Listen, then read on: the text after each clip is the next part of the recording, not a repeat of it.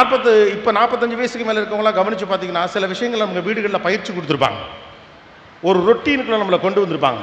ஆனால் இப்போ அந்த பயிற்சிகள் கொடுப்பது கிடையாது. நன்கு படி, நல்லா மார்க்கெடு, ஸ்போர்ட்ஸில் பெரிய ஆளாகு, இப்படி ஆக்கும், காசு சம்பாரி, சொத்து சம்பாரின்னு சொல்லிக் கொடுக்குறமே ஒழிய அதை சம்பாதிப்பதற்கு தேவைப்படக்கூடிய மனதிடத்தை பெறுவதற்கான தயாரிப்பை நாம் உருவாக்குனதே கிடையாது.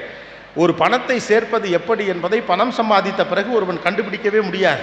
பணம் சம்பாதிச்சவனை செலவு பண்ணணும் தான் தோணும், பணம் சேர்ந்தவனை செலவு பண்ணணும் தான் தோணும். ஏன் தோணுது அப்படின்னா, அதை எப்படி சேமிக்கலாம் என்ற ப்ரிப்பரேஷன் சிறு வயதில் அவருக்கு சொல்லித்தரப்படவே இல்லை.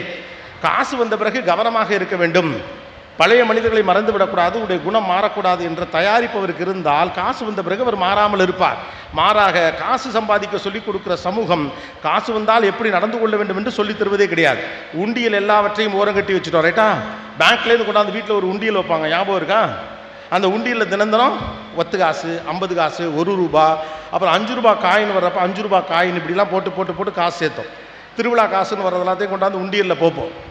அப்போ தான் ஒருத்தருக்கு நம்பிக்கை வரும். சின்ன சின்னதாக சேர்த்தா ஒரு நாள் பெரிய பணம் கிடைக்குங்கிற நம்பிக்கை எப்போ வரும்? சின்ன சின்னதாக சேர்த்தாலே பெரிதாக பணம் வரும் என்ற நம்பிக்கை அதை செய்கிற போது மட்டும்தான் வரும். இல்லை என்றால் பெரிய பணம் சம்பாதிக்கிறது அப்படிங்கிற பற்றி மட்டும்தான் யோசிச்சுக்கிட்டே இருப்போம். சேமிச்சாலே சம்பாதிக்க முடியுங்கிற எண்ணம் தயாரிப்பின் அடிப்படையில் தான் வரும். அந்த தயாரிப்பு பிள்ளைகளுக்கு நீங்கள் கொடுக்கிற போது அவர்களுக்கு பதட்டம் இல்லாமல் ஒரு பாதை அமையும். ஓகே, எனக்கு அடுத்தது நடக்கும், அடுத்தது ஓரளவுக்கு நான் இந்த இடத்துக்கு போய் சேர முடியுங்கிற ஒரு புரிதல் பிள்ளைகளுக்கு வருகிற போது எதிர்காலம் குறித்த பயம் குறையும். எல்லோருக்கும் எதிர்காலம்